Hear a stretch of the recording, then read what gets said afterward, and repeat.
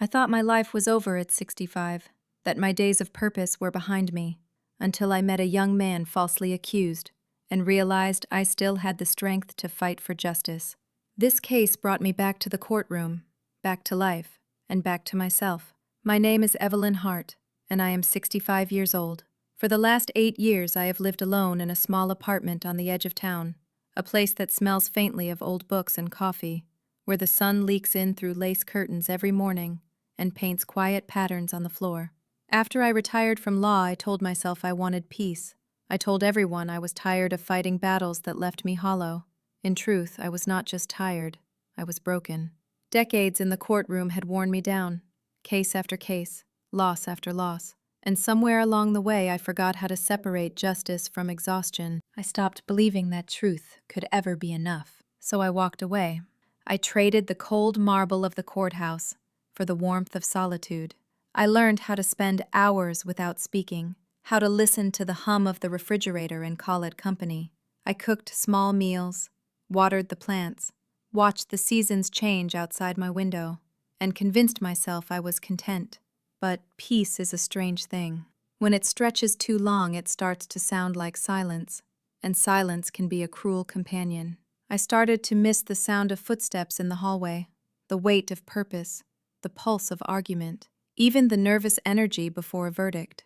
Some nights I would dream of standing in court again, papers trembling in my hands, the air thick with tension, and I would wake up with tears on my face, not knowing if they were for the cases I lost or the person I used to be. One evening, rain was falling hard, the kind of rain that makes the world blur outside your window. I was sitting by the fire with a half-read book in my lap when I heard voices in the alley below. At first I thought it was nothing, maybe kids arguing, but the tone shifted quickly, sharp, urgent. I got up, pulled on my old coat, and looked down through the cracked blinds. 2 officers were cornering a boy against the brick wall, their flashlights cutting through the rain. He couldn't have been more than 20, his clothes soaked, his hands raised, his voice desperate as he said, "I didn't do it, please, I didn't take anything." The words hit me like a memory, that raw fear, that helplessness. I had seen it so many times before. The officers cuffed him and dragged him toward the car. I stood frozen, watching as the taillights disappeared into the storm. For hours after that, I couldn't shake his face from my mind. There was something about his eyes, the way they searched for someone to believe him, that wouldn't let me rest. That night I didn't sleep. I walked from room to room, replaying every second, asking myself why it mattered so much. I was retired. I had no reason to get involved, but deep down, I knew the truth. That boy had woken something in me I thought was gone. The next morning I went to the courthouse just to ask about him, or at least that's what I told myself. The clerk looked at me with polite surprise when I said my name. It had been years since I'd walked through those doors, but the smell was the same. Paper and dust and polished wood, the sound of footsteps echoing in long hallways that held too many stories. His name was Daniel Price. They said he was caught near a convenience store that had been robbed, though nothing was found on him. No record, no lawyer, no family nearby. When I heard that, something tightened in my chest. I asked if I could see him. They told me I couldn't without clearance, so I left. But the image of his rain-soaked face followed me home. I made tea, sat at my desk, and stared at my old briefcase in the corner. It was covered in dust, but when I opened it, the smell of leather and paper felt like coming home. My reflection in the window looked older, softer maybe, but my eyes were steady. I realized that for the first time in years, I wanted to fight again. Not for money, not for reputation, but for meaning. Sometimes life gives you a quiet so deep that you forget how to speak, and then one day it throws you a voice that makes you remember who you are. That boy's voice had done that for me. I thought about all the people I had defended in my career, the ones no one else wanted to stand beside, the ones the world had already condemned. I thought about the loneliness that came after I walked away, the way I told myself I didn't need anyone. Maybe I had been wrong. Maybe we never stopped needing purpose. We just stopped looking for it. That night, I ironed my gray suit, the one that had been hanging untouched for years. My hands trembled slightly, not from fear, but from something I hadn't felt in a long time. Anticipation. I laid out my files, packed my briefcase, and sat for a while by the fire. The rain had stopped, and the street outside glistened under the lamplight. I closed my eyes and whispered to myself, once more, Evelyn, just once more. The courthouse looked smaller than I remembered, though maybe it was me who had changed. The last time I stood there, I had walked away certain I would never return. But as I pushed open the heavy doors, the familiar creak echoed like an old song I still knew by heart. The security guard nodded, perhaps out of habit, and for a brief moment, I felt like a ghost walking through her own past. Everything was as it had been, the marble floor polished to a dull shine, the faint scent of paper and ink, the low hum of voices rising from distant corridors. It felt both foreign and intimate, as if time had folded in on itself. I went straight to the public defender's office, my briefcase swinging at my side like an anchor from another life. A young man behind the desk looked up, clearly surprised when I introduced myself. I could almost read his thoughts. She's old. She's retired. What is she doing here? I didn't explain. I simply asked if I could take Daniel Price's case. He hesitated, said he thought I was no longer practicing. I told him I wasn't, at least not until now. He studied me for a long moment before nodding. Sometimes conviction needs no words. They led me to a small conference room to meet Daniel. The walls were bare except for a single clock ticking too loudly. I sat down, opened my file, and waited. When the door opened, he walked in wearing an orange jumpsuit and a look that was part fear, part defiance. His hands were cuffed, and his eyes darted toward me before settling somewhere near the floor. For a second, I saw not a criminal, but a boy, tired, hungry, lost. I introduced myself softly, told him I was his lawyer, at least if he would let me be. He looked up then, and there was disbelief in his voice when he asked why. Why would someone like you help someone like me? I told him I didn't know yet, that maybe I just believed him. The silence that followed was heavy but not uncomfortable. He told me he had been sleeping in the shelter near the convenience store. He said he heard shouting, walked over to see what was happening, and that was when the police arrived. Someone had stolen money from the register, and because he was there, they assumed it was him. He had no one to call, no alibi, and no one who cared enough to listen. His words were rough around the edges, but there was a raw honesty in them I couldn't ignore. I asked him about his life, where he grew up, what he wanted. He shrugged. He said life didn't give people like him much room to want anything. As he spoke, I felt something in me shift. He reminded me of so many others I had defended, people crushed beneath the weight of assumptions. When our meeting ended, he thanked me quietly before being led away, and I stood there long after he was gone, staring at the empty chair where he had sat. That night, I couldn't stop thinking about him. I went through the police reports, every line, every photograph. There were inconsistencies, things that didn't make sense. The timestamps on the surveillance footage didn't align with the officer's statements. There was no physical evidence connecting him to the crime. Yet they had arrested him anyway, because he was there, because he looked like someone who could be guilty. I had seen it before, too many times. I poured myself a cup of tea and sat by the window, the city lights flickering below. I thought about the years I had spent chasing justice, and how easily I had walked away from it. Maybe justice was never about winning. Maybe it was about showing up for the ones who had no one else. I wondered if Daniel would ever believe that someone like me could care without reason. The next morning I went to visit him again. He seemed surprised to see me so soon. We talked for hours. I told him about my life, about the cases that haunted me, about the silence that filled my home after I retired. He listened quietly, his hands clasped together. When I finished, he said something that stayed with me. He said, "Maybe you came back because I needed you, but maybe I'm here because you needed me too." His words pierced through the walls I had built around myself. For years I had avoided people, thinking solitude was safety. But in that moment, I realized solitude had only made me forget what it meant to feel alive. I walked out of that room lighter, though the road ahead was uncertain. I knew it would not be easy. The system had a way of resisting the truth, of twisting it until it barely resembled itself. But I also knew I was ready to fight again. That night I sat at my kitchen table surrounded by open files, scribbled notes, and the faint hum of music playing in the background. The clock struck midnight, but I didn't feel tired. For the first time in years, I felt awake. I looked around my quiet apartment, the same one that had felt like a cage for so long, and realized it didn't feel so empty anymore. Maybe because for the first time in a long while, my heart had something to hold on to hope. The first hearing was set for Monday morning, and by the time the sun rose that day, I was already awake, sitting by the window with a cup of black coffee cooling in my hands. I had reviewed the files until dawn, reading and rereading every statement, every photograph, every witness report that barely made sense. The case was thin, weaker than most I had ever seen, but the tone of the officers' notes told me what I already feared. They wanted a quick resolution, not justice. They wanted the case closed, neatly, another statistic on paper. I dressed carefully, not out of vanity but ritual. The gray suit fit more snugly than I remembered, but as I looked in the mirror, I saw a steadiness in my eyes that had been missing for years. I tied my hair back, gathered my papers, and whispered to my reflection, "It's time."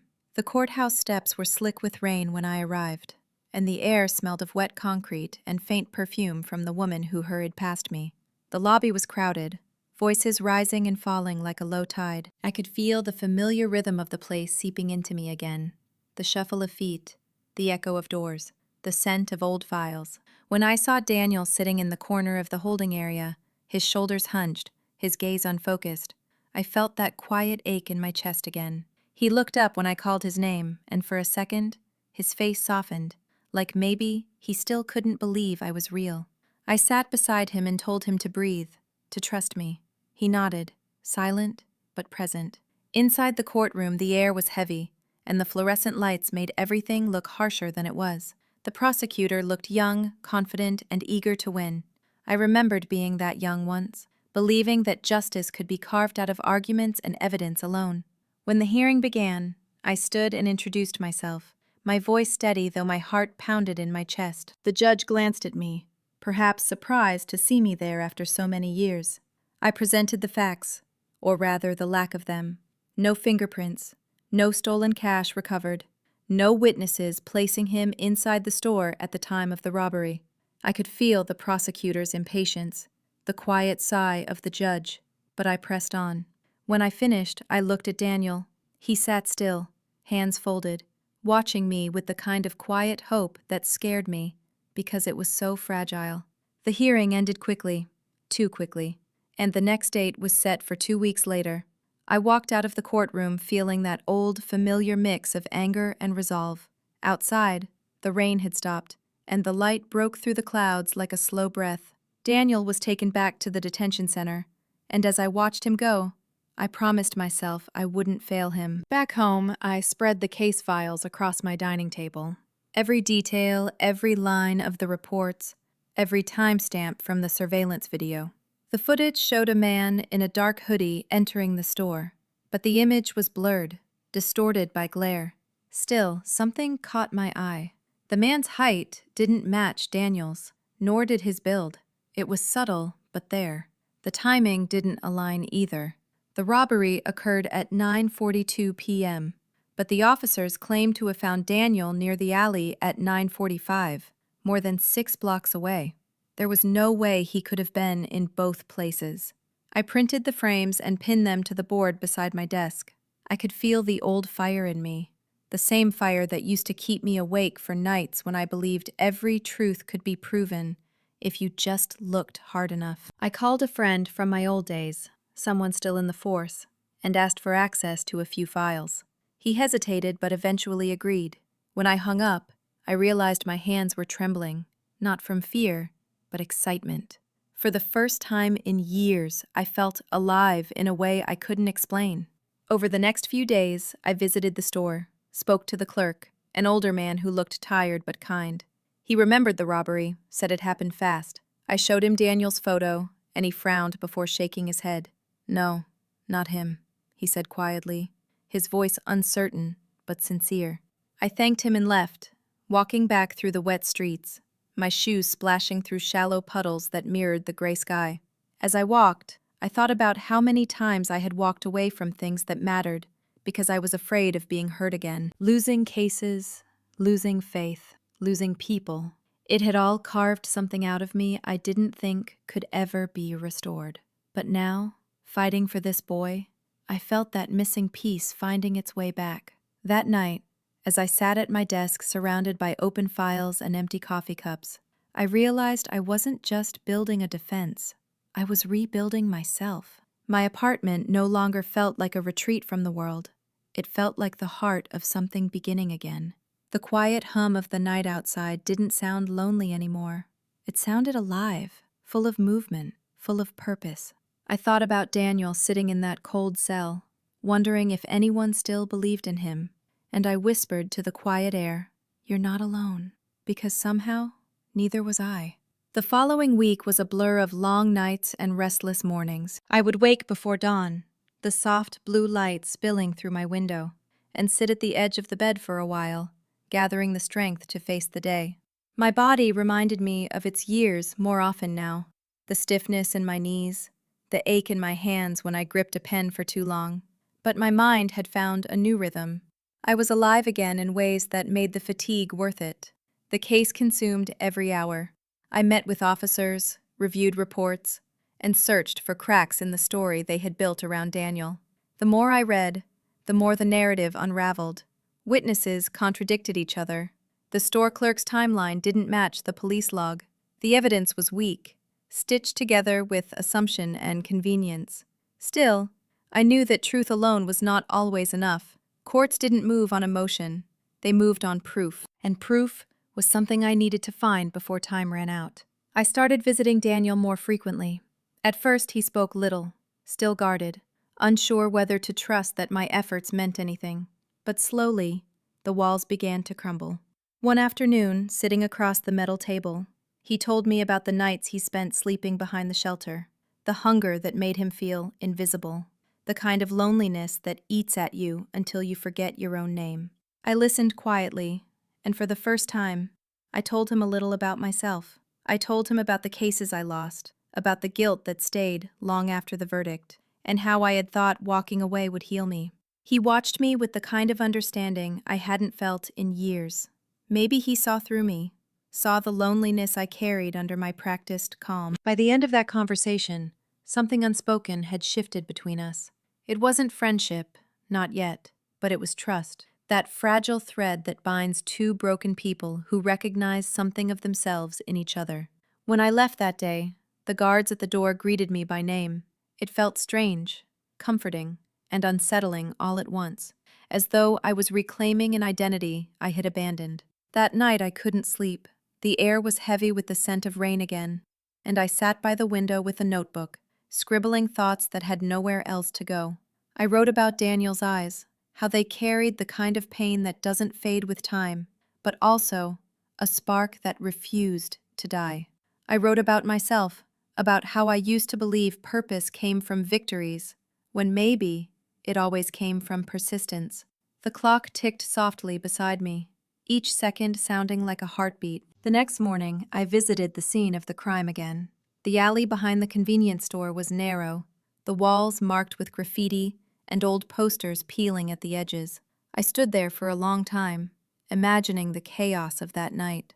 The rain had probably looked like it did the night I first saw Daniel being arrested. The store clerk's words echoed in my head, his uncertain voice insisting it wasn't him. I measured the distance between the door and the alley, noting how easily someone could have escaped unseen.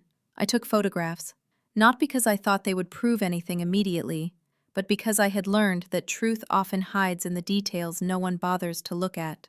On my way back, I passed a group of teenagers laughing, huddled under a flickering streetlight. Their laughter filled the air with warmth, and for a moment, I wondered when life had stopped feeling that simple for me.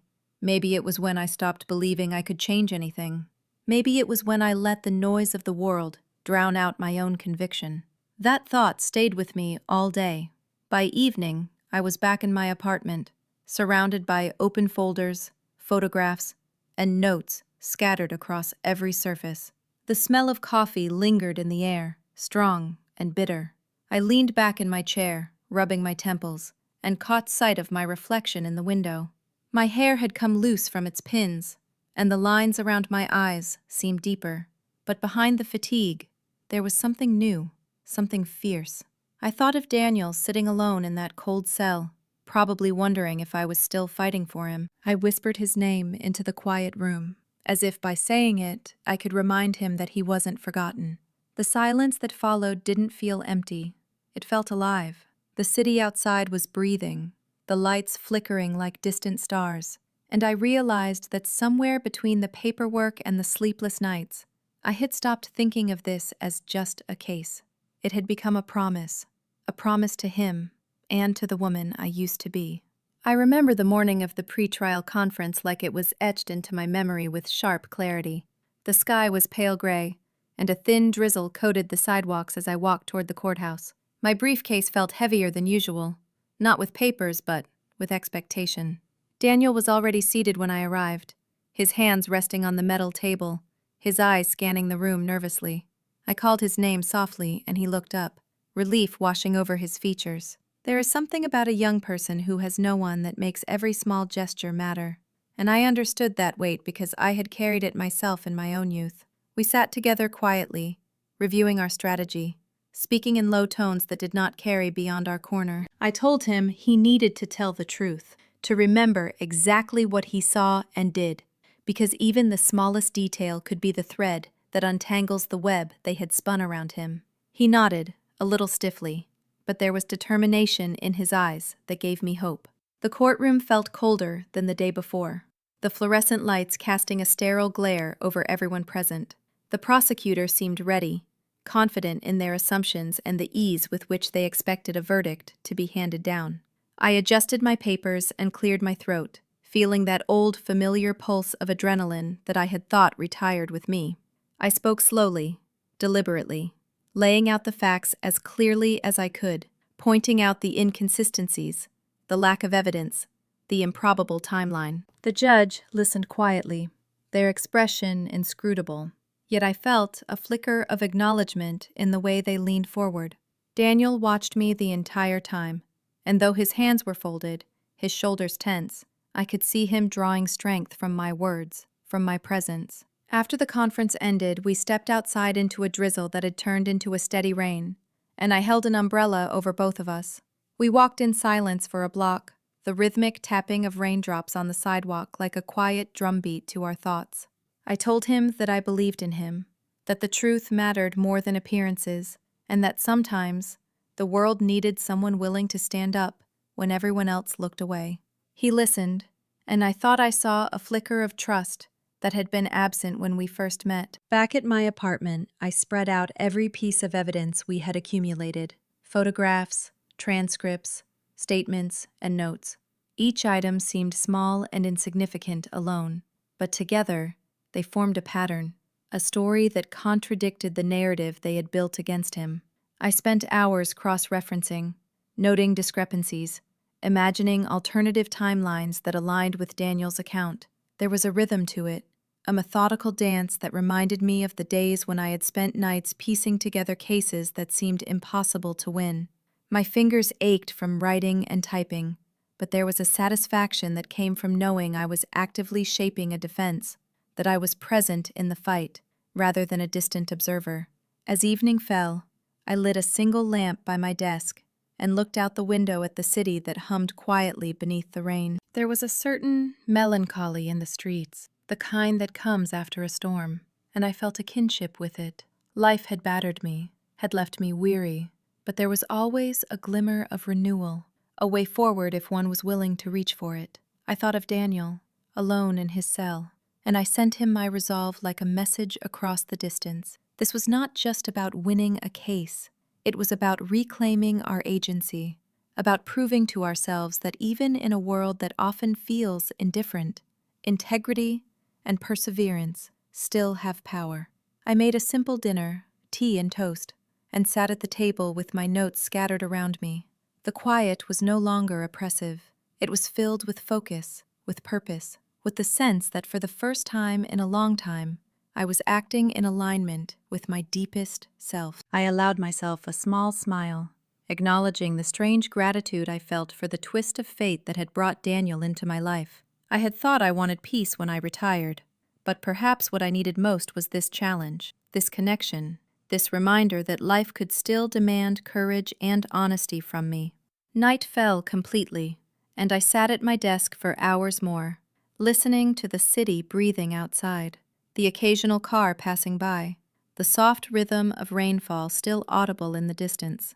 I wrote down every thought, every observation, every inconsistency that could help us build a stronger case.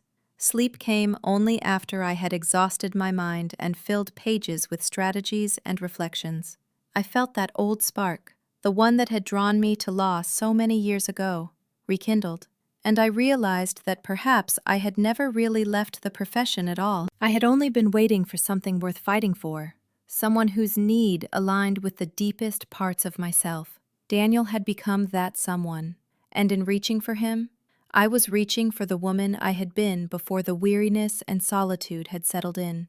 I went to bed that night tired but invigorated, feeling the strange comfort of alignment, of purpose restored, and I knew that no matter how difficult the days ahead would be, I was ready to step back into the world I had once left, not as a younger woman chasing ideals blindly, but as someone tempered by experience, guided by conscience, and fueled by the quiet knowledge that justice, when pursued with patience and heart, was still possible. The days leading up to the trial were long and exhausting, filled with visits to the detention center, phone calls, and endless pages of evidence I had to comb through. Each time I met Daniel, I was reminded why I had returned to this work, why, despite the years of fatigue and the solitude I had embraced, I could not stay away from the fight. Sitting across from him, I could see his shoulders relax just slightly when I walked in, as if my presence reminded him that someone still believed in him. I learned small things about him in those moments, things that humanized him beyond the accusation he faced. The way he laughed quietly at an offhand remark, or the way he wrinkled his nose when he concentrated on explaining a detail. Those little gestures anchored me in the reality that justice is not just about facts and rules, but about the people those rules are meant to protect. Back at my apartment, I spent hours constructing timelines, mapping movements, and analyzing every word spoken by witnesses and officers alike. Each discrepancy was a clue, each overlooked detail a potential key to proving Daniel's innocence. I had learned long ago that perseverance often mattered more than brilliance in law, that careful, consistent effort could uncover truths that the casual observer would never notice. The apartment, which had once felt like a sanctuary of silence, had transformed into a war room of sorts. Papers stacked, photographs pinned to the corkboard, notebooks brimming with notes and theories. At night, I would light a single lamp, the soft yellow glow warming the room, and lose myself in the files, tracing paths, questioning assumptions, and imagining every possible scenario that could exonerate him. Often I would pause and look out the window, seeing the streets below glistening after rain, people hurrying along with umbrellas, absorbed in lives I no longer shared. It was both isolating and clarifying to be so deeply engrossed in another person's struggle, to feel that the outside world had momentarily faded while the fight inside these walls took precedence. One evening, after a particularly long session, I returned to the detention center to review a piece of evidence that had arrived late, a receipt from a nearby store that placed someone else near the scene at the time of the robbery. Daniel's eyes lit up when I showed it to him, and for a moment, I saw the fragile hope that I had been trying to cultivate flare into something more resilient. He asked if it would be enough, and I told him I didn't know yet, that courts often move slowly, and not always in proportion to the truth, but that we would fight every step together. Walking home through the quiet streets, I reflected on how much had changed for both of us in such a short time. I felt alive in ways I hadn't in years, my solitude replaced by a sense of purpose, by the knowledge that my experience and judgment could still make a difference. The trial itself approached faster than I had anticipated. Preparing for it required that I balance my own exhaustion with meticulous planning, envisioning every argument, every cross-examination, every potential objection the prosecution might raise. I rehearsed questions, anticipated responses, and tried to think a step ahead at all times, just as I had done decades ago. On the morning of the trial, I dressed carefully in the gray suit that had accompanied me through so many important moments in my career. Standing in front of the mirror, I adjusted my hair and smoothed the fabric over my shoulders. I felt the familiar surge of focus, of readiness, tempered now by experience, and a quieter, steadier confidence. The courthouse seemed larger than I remembered, filled with an unfamiliar energy of anticipation and tension. I found Daniel waiting, his hands folded, his eyes alert, and I felt a protective instinct rise within me. We spoke briefly, in hushed tones, reminding each other of details, sharing quiet encouragement, the kind that is neither sentimental nor forced, but necessary when the stakes are so high. The courtroom itself was intimidating, the fluorescent lights glaring, the rows of seats filled with people whose attention seemed heavy and watchful. The prosecutor appeared confident, their posture stiff with certainty, and I recognized that same energy I had once carried in my own early days of practice. I began my presentation slowly, deliberately, my voice clear and unwavering, outlining the facts, highlighting inconsistencies, and presenting evidence that pointed away from Daniel. I watched the judge closely, noting the slightest flicker of acknowledgement, and felt a quiet satisfaction as the threads of our argument began to take shape. Daniel's eyes followed me, sometimes widening slightly, sometimes softening, and I knew he was drawing strength from my presence, from the words I carefully chose to convey both truth and belief in him. By the end of the day, we had not won the case, but we had begun to dismantle the false narrative, leaving room for doubt, which in matters of justice can be as crucial as certainty. Walking home afterward, I felt an unusual sense of calm. The rain had returned, falling softly on the sidewalks, and the city smelled of wet asphalt and fresh beginnings. For the first time in years, I allowed myself to feel gratitude, not just for the possibility of a favorable outcome, but for the renewed sense of purpose that had filled the empty spaces in my life. That night, I sat by the window with a cup of tea, the notes and files surrounding me, and I reflected on the journey that had brought me here. I thought of the young man who had no one to advocate for him, who had sparked a revival in a woman who had believed her days of influence were over. I thought of the hours of preparation, the emotional investment, the quiet victories in small details that often go unnoticed. And I realized that in fighting for him, I had also fought for myself, reclaiming a part of who I was and the values I had once held sacred. The world outside was quiet, the hum of distant traffic and the occasional dog barking breaking the stillness. But inside, I felt alive, alert, and profoundly connected to the work, to Daniel, and to the woman I had become once more. The morning of the trial felt heavier than I expected. I woke before sunrise, the dim lights spilling through the blinds and painting stripes across the floor of my apartment. I sat on the edge of my bed for a long moment, listening to the quiet, the hum of the refrigerator, the occasional distant car passing through the empty streets. My hands rested on my knees, and I felt the weight of both age and responsibility pressing down. At 65, I had long accepted that my best days in the courtroom were behind me, that my battles had been fought and my victories claimed or lost. Yet here I was, standing at the threshold of another fight, not for prestige or reputation, but for something much deeper, something that had awakened inside me the moment I saw Daniel cornered in the alley. I dressed carefully, choosing the gray suit I had reserved for important moments, smoothing the fabric over my shoulders and fastening my hair neatly. The reflection staring back at me was older, lined with years of experience, yet the eyes held a clarity and focus I had not felt in years. I packed my briefcase with notes, exhibits, and photographs, reviewing each one mentally as I walked toward the courthouse. The streets were damp from the early morning rain, and the scent of wet concrete and earth filled the air, mixing with the faint aroma of coffee from a nearby cafe. Daniel was already seated when I arrived, his posture tense but alert, the faint trace of nervous energy lingering around him. I greeted him quietly, telling him to take deep breaths, reminding him that he was not alone. His eyes met mine briefly, a flicker of trust passing between us, and for a moment, I saw not just a client, but a young man who had been abandoned by circumstance and assumption, whose innocence had been questioned without care. Inside the courtroom, the air was cool and sterile, the lights harsh, and the rows of seats filled with spectators and staff whose expressions were neutral but watchful. I could feel the weight of expectation, the subtle pressure that every word I spoke carried not just for Daniel, but for the integrity of the process itself. I began my opening statement, my voice calm but firm, outlining the facts, presenting evidence, and highlighting the inconsistencies in the prosecution's narrative. I spoke slowly, deliberately, ensuring that every point was clear, that every detail was anchored in verifiable truth.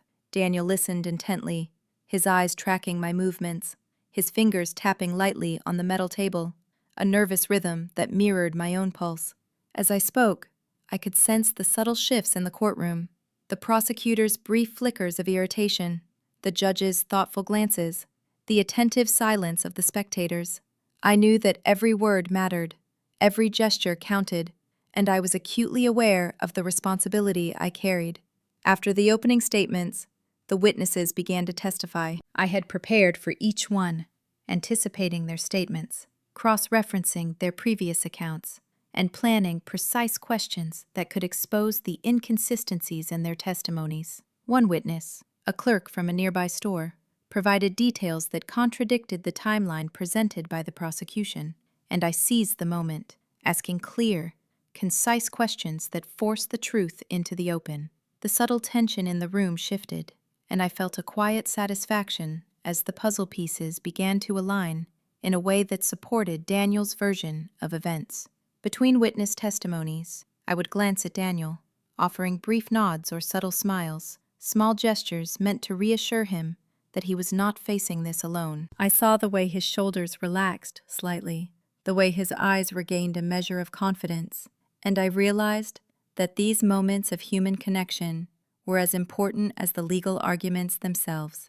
Outside the courtroom, the weather had cleared, and sunlight streamed through the tall windows, casting long, warm beams across the polished floors. I felt the contrast keenly, the brightness of the day against the tension within the room, the hope emerging from the effort we were putting forth. By the time the first day concluded, we had made significant progress, establishing doubt in the minds of those who had assumed guilt without question.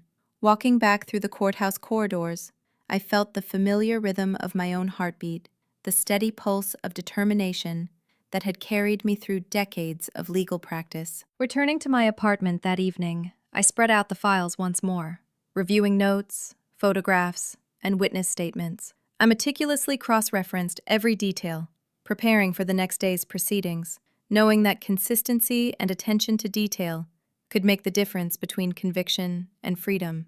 The city outside was quiet now, the hum of distant traffic and occasional sirens the only interruption to the stillness. I sat at my desk, a single lamp illuminating the papers, and allowed myself a moment to reflect. I thought about the journey that had brought me here, the years of solitude, the decision to retire, and the sudden, unexpected call back to purpose. Daniel had reminded me of the vitality that comes from fighting for something meaningful, of the connection that exists when one person chooses to believe in another. I felt a deep gratitude, not just for the possibility of justice for him, but for the restoration of my own sense of agency and direction. As night fell, I lingered by the window, watching the streetlights cast reflections on the wet pavement below, listening to the quiet rhythm of the city. My mind was alive with strategy, with anticipation, with the quiet thrill of engagement that I had long thought was behind me. And in that moment, I understood that this case, this young man, and the work we were doing together had given me back a part of myself I had feared lost forever, a sense of purpose, courage, and connection that made every sleepless night and anxious morning worthwhile. The morning sun streamed weakly through my apartment window, casting long pale shadows across the floor as I sipped my coffee, the warmth of the mug steadying my hands. Today was critical. Today was the day that all the preparation, the countless hours of sifting through reports, photographs, and witness statements would be tested. Daniel would testify, and the weight of the courtroom, the scrutiny of the judge, the sharp eyes of the prosecutor, would all focus on him, and through him, on me. I dressed with care, choosing the gray suit that had become a symbol of my return, its fabric familiar and comforting. As I fastened the buttons and tied my hair back, I looked in the mirror and saw not just a 65-year-old woman, but someone who had returned to purpose, whose focus and experience had been tempered by years of life, who was ready to stand for something that mattered. The streets were damp from an early morning drizzle, and the air carried the scent of wet asphalt and faint traces of coffee from a shop down the block. Daniel was already waiting when I arrived at the courthouse, his eyes scanning the hall with a mix of apprehension and trust. I called his name softly, and he looked up, relief evident in the way his body relaxed, just slightly. We walked together to the courtroom, our footsteps echoing on the marble floors, a rhythm that seemed to mirror the steady beat of determination building inside me. As we entered the room, the familiar smell of polished wood and paper filled my senses, grounding me. I could feel the weight of expectation pressing down, but it was a weight I had learned to bear. I reminded Daniel quietly to breathe, to focus on what he knew, and to trust in the preparation we had done. His nod was slight but resolute, and for a moment, I saw the spark of confidence that had been growing in him for weeks. The judge called the court to order, and the proceedings began. I listened carefully to the prosecutor's opening, noting the assumptions, the leaps of logic, the way they tried to paint a narrative that ignored the facts. When it was my turn, I stood and spoke deliberately, presenting the evidence we had meticulously compiled. I highlighted the contradictions in witness statements, the flawed timelines, and the inconsistencies in the official reports. I spoke not with anger, but with clarity, ensuring that every point was undeniable in its logic. Daniel watched me, and I felt the weight of his gaze, not as a burden, but as a connection, a mutual acknowledgement that we were facing this together. When it was his turn to testify, I sat beside him, offering quiet reassurance. He took a deep breath, his hands clasped in front of him, and began to recount the events of that night. His voice was steady, though the tension in his body betrayed the nerves he felt. As he spoke, I realized how much courage it took for someone so young and unprotected to stand in that place and assert their truth against a system that had already presumed guilt. I observed the jury, their faces attentive, and I could see the impact of his words, the way honesty and vulnerability can carry weight where assumption and accusation fail. After his testimony, I conducted the cross-examination with care, gently guiding him, clarifying points, and ensuring the inconsistencies in the prosecution story were fully exposed. Every question was precise, every response anticipated, and I could feel the subtle shift in the courtroom atmosphere as doubt began to seep in, like water finding cracks in stone. When the day concluded, I walked Daniel back to the holding area, feeling a mixture of relief and apprehension. We had presented our case with clarity and conviction, but the outcome still hung in the balance. Outside, the drizzle had stopped, leaving the streets glistening, reflecting the pale light of the late afternoon. The world felt calm and quiet, a stark contrast to the tension and focus inside the courtroom. That evening, I returned to my apartment, spreading the files across my desk once more. I reviewed every piece of evidence, every note, every detail, looking for anything I might have missed, any angle that could strengthen our position for the following day. The apartment no longer felt like a quiet retreat, but a command center, the center of a struggle that mattered deeply, not just for Daniel, but for the part of me that had been dormant, waiting for purpose to call me back. I poured a cup of tea and sat by the window, watching the city lights shimmer on wet streets, reflecting on how much had changed in the past weeks. I had come to realize that the fight for Daniel was also a fight for my own sense of self, for the vitality and courage that had lain dormant in the years of retirement. The night stretched on, filled with notes, sketches of timelines, and quiet reflection.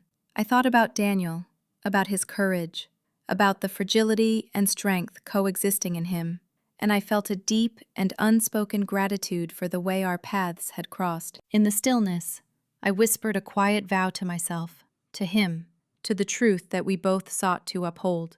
The city outside remained hushed, the occasional car passing through empty streets the only sound. Yet inside, I felt alive, alert, and purposeful.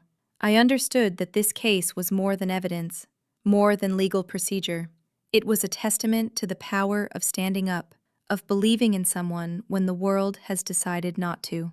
And in that understanding, I felt a clarity and determination I had not known for years, a certainty that the path we were on, no matter how difficult, was worth every sleepless night, every anxious morning, every quiet moment spent preparing and planning. I allowed myself a small, exhausted smile, knowing that tomorrow we would continue to fight, together, and that the effort itself, the commitment to truth and justice, was as meaningful as the outcome we sought. End Part 2, Granny Story 2, Part 3. The morning of the second day of trial arrived with a quiet intensity, the sky outside my window a soft gray, the kind that made the world feel like it was holding its breath in anticipation. I sat at my small kitchen table, nursing a cup of coffee that had long since cooled, reviewing my notes one last time. Daniel would testify again today, and the burden of clarity and precision rested squarely on my shoulders. At 65, I had long since accepted that my body carried the weight of age, the stiffness in my knees, the subtle aches that reminded me of decades of work. But my mind was sharper than it had been in years, fueled by purpose and determination. I dressed carefully in my gray suit, the fabric familiar and comforting, its weight a reminder of both my experience and the responsibility I carried. Walking to the courthouse, the streets were quiet, damp from a light drizzle, the air carrying the smell of wet concrete and faint traces of early morning coffee. I found Daniel waiting, his hands clasped tightly, his eyes alert but shadowed by apprehension. I called his name softly, offering a reassuring smile, and for a moment I saw the tension in his shoulders ease slightly. Together we entered the courtroom, the polished floors reflecting the harsh fluorescent lights above, and the weight of anticipation settled over me like a familiar companion. I reminded him quietly to focus on the truth, to trust in the preparation we had undertaken, and he nodded, a small gesture, but one filled with quiet determination. The judge called the court to order, and the proceedings began with the routine exchange of motions and formalities, each moment stretching longer than it seemed necessary, yet each a prelude to the critical testimony that would follow. When Daniel was called, I walked with him to the witness stand, my presence a steadying force, and I watched as he took a deep breath, his eyes briefly meeting mine, drawing courage from the connection we had built over weeks of preparation. He began to recount the events of that night, his voice steady, deliberate, every word chosen carefully, every detail aligned with the evidence we had meticulously gathered.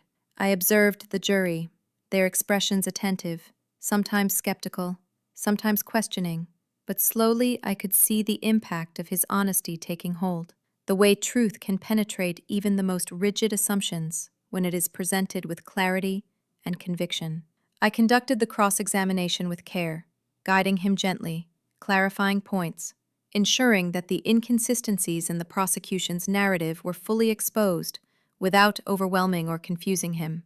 The tension in the room shifted imperceptibly, subtle yet undeniable, as doubt began to weave its way through the arguments that had once seemed airtight against him. Between witnesses, I returned to my notes, cross-referencing every statement, every photograph, every piece of evidence, ensuring that nothing was overlooked, that every angle was accounted for, and that we were ready for any challenge the prosecution might present. The day stretched long, hours blurring as I moved through witness testimonies, objections, and responses, my focus unwavering, my mind alert, even as my body reminded me that the demands of age are relentless. Outside the courtroom, the rain had stopped, leaving the streets glistening, reflecting the muted light of the afternoon, a quiet contrast to the intensity within the room. I walked Daniel back to the holding area afterward, offering words of reassurance, noting the slight easing of his tension, and for the first time, I felt a sense of partnership, a recognition that our efforts were converging toward a common goal. Back at my apartment, I spread the files across my desk once more, reviewing every detail, revisiting timelines, re-examining witness statements, looking for any overlooked inconsistencies that could strengthen our position. The apartment, which had once felt empty and isolating, now felt alive with purpose. The scattered papers and photographs a testament to the work and energy we had invested, and the quiet hum of the city outside a reminder that the world continued, even as we fought our own battle within its structures.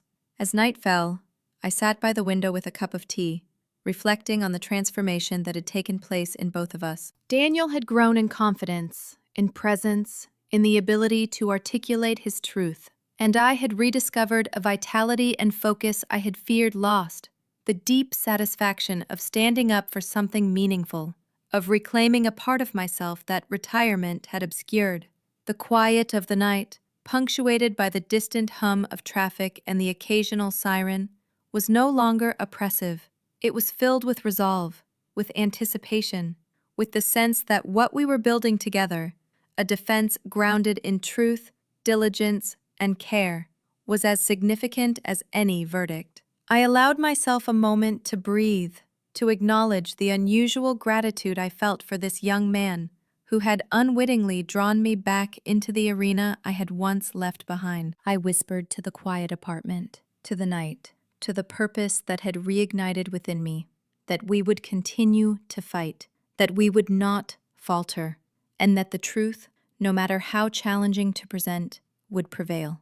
The city outside was hushed, the lights reflecting off wet streets like distant stars, and I felt that for the first time in years, I was aligned with something larger than myself, something that mattered beyond my own concerns, and that in defending Daniel, I had reclaimed both my own agency and a sense of profound connection to the work I had once loved. The night stretched on, and I remained at my desk, reviewing, planning, reflecting, allowing the quiet to carry me into a state of readiness, knowing that tomorrow would bring new challenges, new opportunities to expose the truth, and new moments in which both Daniel and I could draw strength from the commitment we had made to each other and to justice itself. The final day of the trial approached with a tension I had not felt in years, a mixture of anticipation, responsibility, and the quiet thrill of purpose. I woke early, before the sun had fully risen, the dim light spilling across the wooden floor of my apartment. I poured a cup of coffee and sat at the edge of the table, reviewing notes one last time, tracing timelines, and revisiting every statement that could strengthen Daniel's case. At 65, my body reminded me of its limits, the stiffness in my joints, the subtle aches from decades of work. But my mind was alert, focused, and alive with the rhythm of preparation. Dressing carefully, I chose the gray suit I had come to rely on, smoothing the fabric over my shoulders, tying my hair back in a practical style. I looked at my reflection and saw a woman who had returned to herself, whose purpose had been reignited, whose conviction and experience could no longer be ignored. Walking to the courthouse, the streets were quiet, the pavement damp from an early drizzle, the air carrying the scent of wet asphalt and faint coffee from the shops I passed. Daniel was waiting, his posture tense but steady, hands clasped, eyes alert. I called his name softly, and he looked at me with a flicker of relief, as though my presence could anchor him in the storm of uncertainty surrounding him. We entered the courtroom together, the polished floors reflecting the harsh light above, and the weight of the day settled over me like a familiar companion. I reminded him quietly to stay focused, to trust in the truth and in the preparation we had done together, and he nodded, a small movement, but filled with the quiet determination that had grown over weeks of shared effort. The judge called the court to order, and the day unfolded with the formal cadence of legal procedure. Yet every motion, every objection, every exchange carried an urgency that was impossible to ignore. I listened carefully to the prosecutor, noting each assumption, each unverified claim, and I prepared my responses, ready to highlight the inconsistencies and gaps in the case that had been built against Daniel. When it was my turn, I stood and presented our arguments clearly and deliberately, drawing attention to the flawed timelines, the contradictions in witness statements, and the absence of direct evidence linking Daniel to the alleged crime. I spoke calmly but firmly, aware that each word carried weight, that clarity and precision were our strongest allies. Daniel watched, his eyes focused, drawing strength from my presence, and I felt a connection between us, a shared understanding that went beyond words. When he took the stand to testify, I remained beside him, offering subtle gestures of reassurance, small reminders to breathe, to trust in the truth, to remain steady. His voice was firm, his recounting of events deliberate and precise, and I saw the jurors leaning forward, their attention drawn to the sincerity and detail of his words. The cross-examination required careful guidance, gently steering him through questions, clarifying details, and ensuring that the flaws in the prosecution's narrative were laid bare without confusion or intimidation. With each answer, I felt a subtle shift in the room, a movement of doubt into spaces that had once seemed immovable. The hours stretched long, witnesses came and went, and every piece of evidence was scrutinized, every question measured, every argument carefully placed.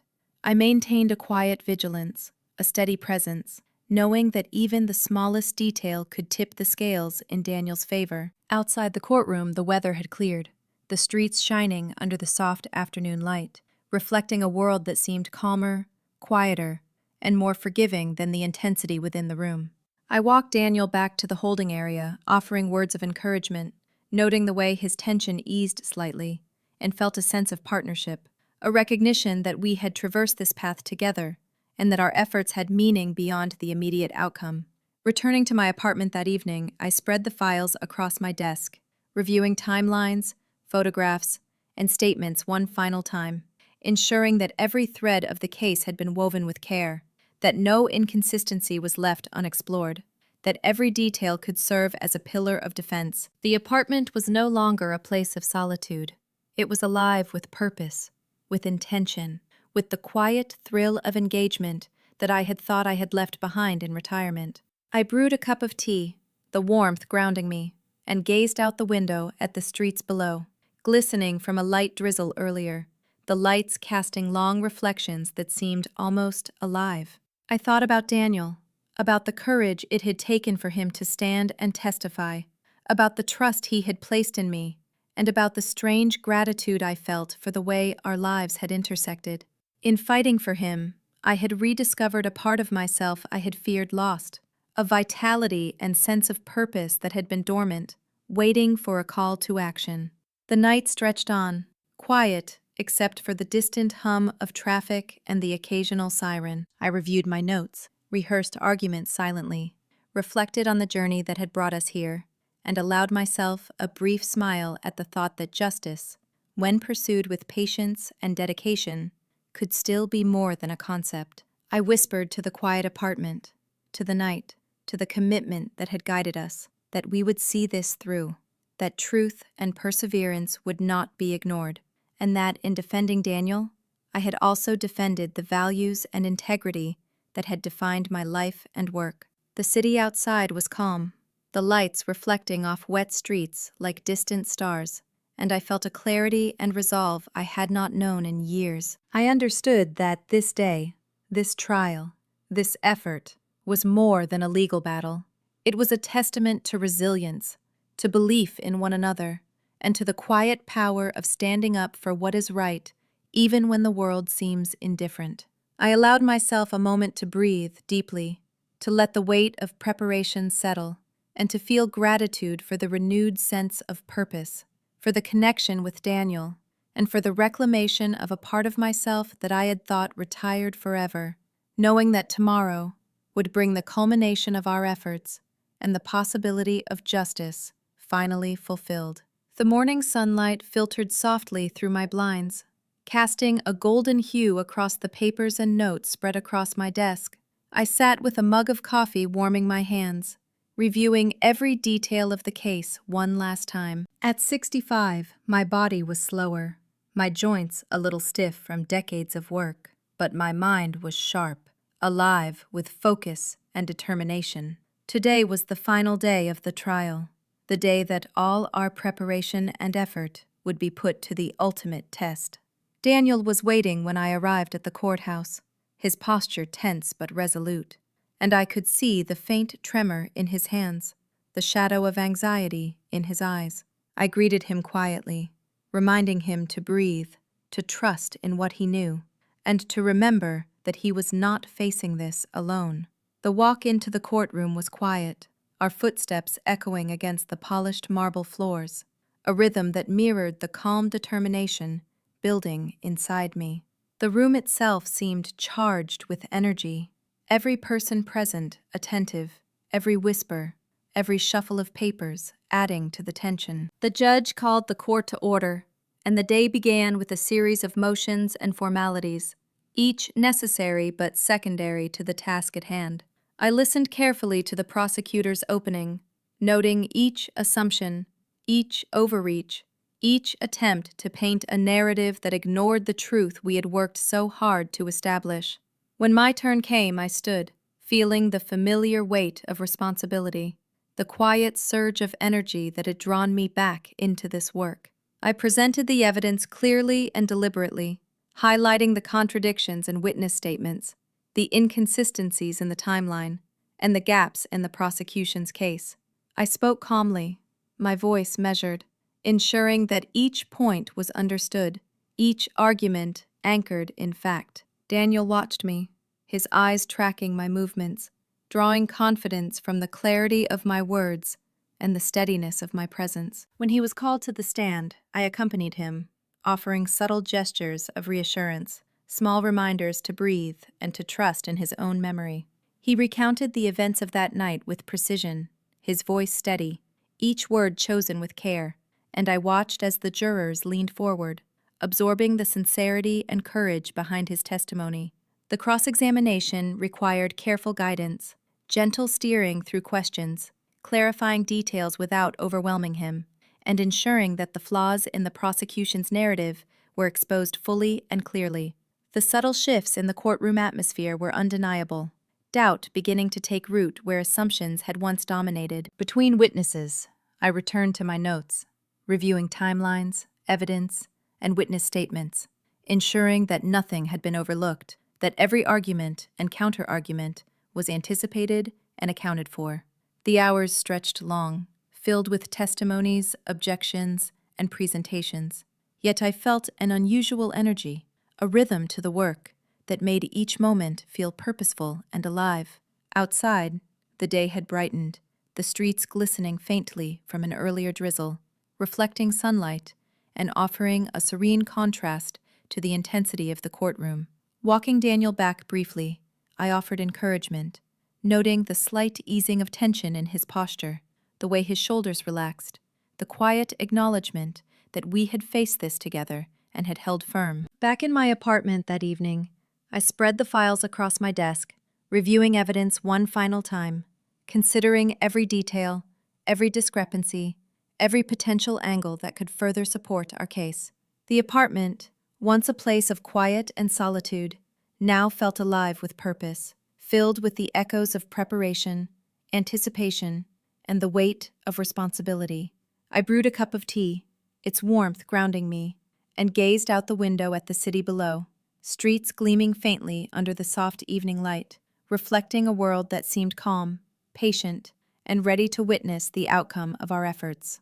I thought about Daniel, about the courage it had taken for him to stand and testify, about the trust he had placed in me, and about the way our lives had intersected in a way that neither of us could have predicted. In fighting for him, I had discovered a renewed sense of purpose, a vitality that had been dormant, a reminder that even in the later years of life, meaningful work, connection, and courage could still be found.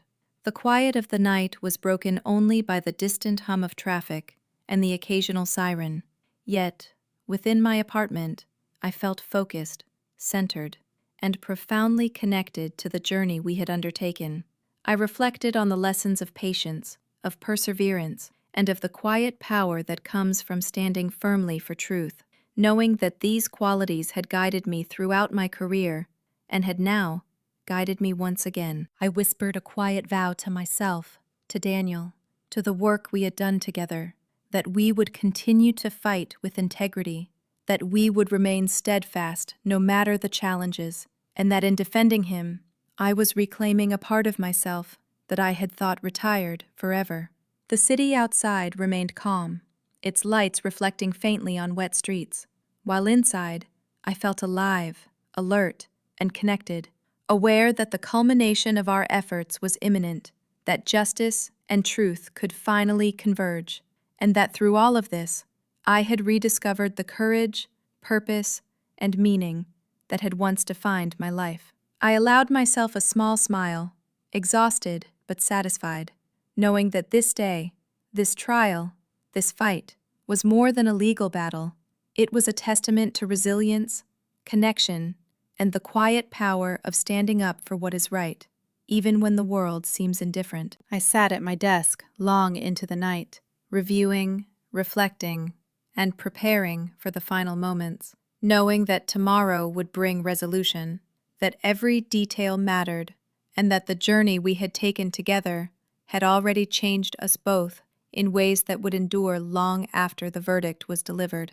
The morning of the verdict arrived with a quiet gravity, the sunlight soft and muted as it filtered through my apartment window, casting long, gentle shadows across the scattered files and notes that had accompanied me through these weeks of preparation. I sat at my desk with a cup of coffee in my hands, the warmth grounding me, my mind running over every detail, every piece of evidence, every witness statement, and every argument we had carefully constructed. At 65, my body carried the subtle aches and stiffness of age, yet my mind was alert, sharp, and fully engaged, alive with anticipation and the weight of responsibility. Walking to the courthouse, the streets were calm, the air carrying the faint scent of wet asphalt from a light morning drizzle, mingling with the aroma of coffee shops just opening for the day. Daniel was waiting, his posture tense but steady, his eyes holding a mixture of hope and apprehension.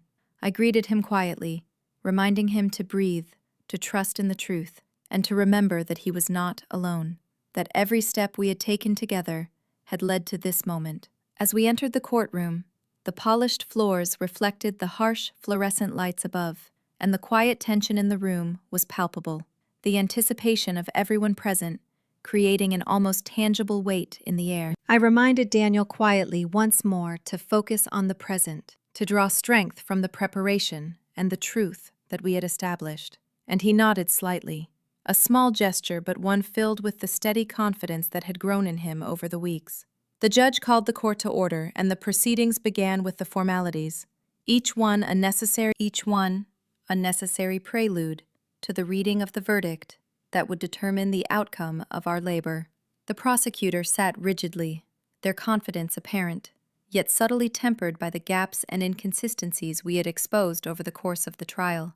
When the jury returned, the room fell into a hushed, expectant silence, each person present holding their breath, waiting for the words that would either condemn or exonerate. My heart pounded, not from fear, but from the intensity of the moment, the culmination of weeks of work, thought, and emotional investment.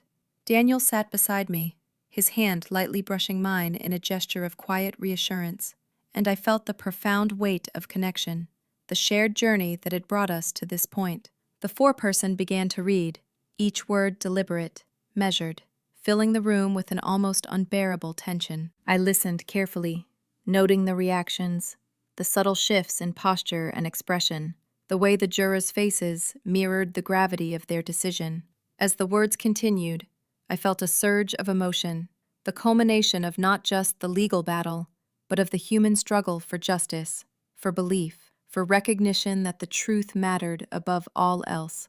When the final words were spoken, when Daniel's name was declared with relief and vindication, a flood of emotions washed over me: relief, gratitude, joy, and an overwhelming sense of purpose fulfilled. Daniel turned to me, eyes shining, and I saw in him not just the relief of being exonerated, but the quiet pride of someone who had faced adversity with courage and honesty.